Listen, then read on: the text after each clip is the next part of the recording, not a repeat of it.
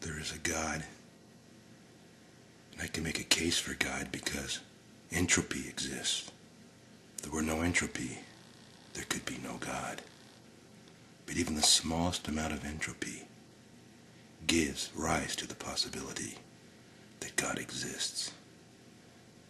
In whatever form man may want to paint upon the image of God, it's none of my concern. But God can exist as long as light exists, as long as there is entropy. Let me ask you this, what is entropy? Thank you for that question, Timmy. Well, you see, entropy is a measure of disorder. You can think of it like being in a box. You have a box and everything's in the box and the lid's on the box. And you know the box exists, but you don't know anything about what's inside. Then the information that you know about the box is very, very low.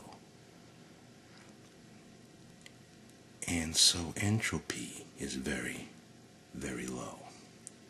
In order to know something about the box, you must take the box apart. You must take the lid off the box, start sorting through whatever is inside. Perhaps you have to start taking that apart as well. And the more things that you take apart and study, the more disorder you will bring to the event of finding that box. And as you take the box further and further apart, dismantling it piece by piece, entropy will rise as disorder rises. So entropy is a measure of disorder, but it's also a measure of information, because as you take the box apart and study it and break it down into its smaller constituent parts, the information that you know about the box will increase, and it will increase exponentially. We see that every day. From the horse to the car, it's taken hardly any time, compared from the bronze sword to the steel sword. So it's obvious it's exponential. Mass is composed of matter and light. Light is a measure of information, because anything less than a Planck length, theoretically, doesn't really exist. Anything larger than a Planck length, it does exist, we can experience it, and it contains information. So you can think of a Planck length as the limit beyond which information can exist, and therefore entropy. Now, if God is all-knowing, then God must be greater than a Planck length, and the environment in which God dwells must be greater than a Planck length.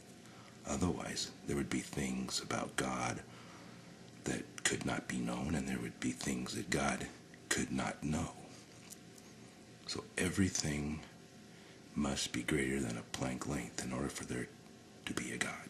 God itself must be greater than a Planck length, and the environment containing the God must be greater than a Planck length. Everything.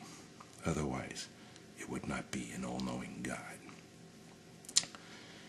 Light is the conveyor of information, not matter.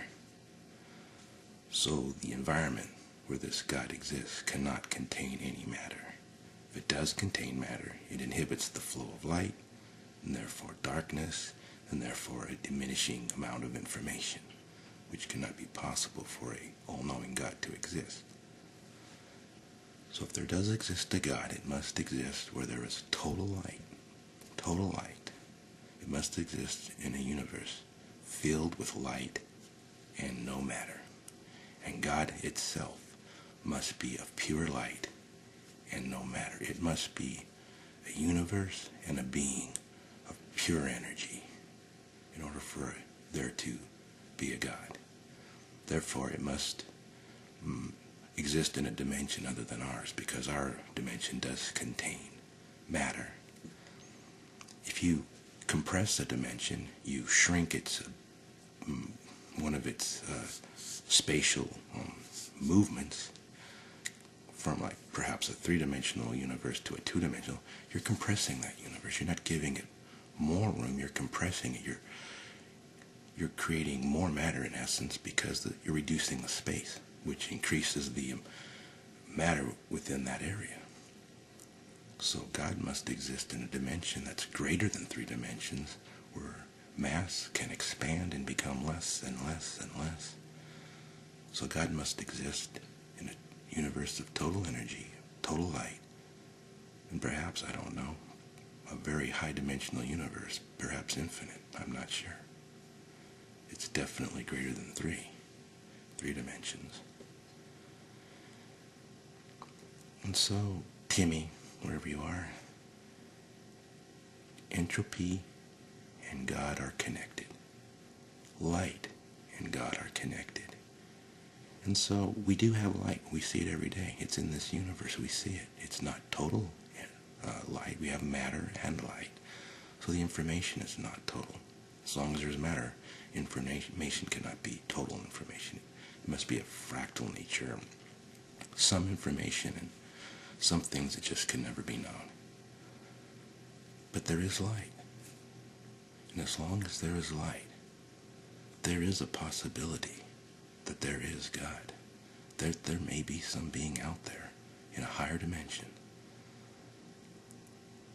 that is looking down upon us with total energy, total light, and total knowledge. And if that's not God, then what is?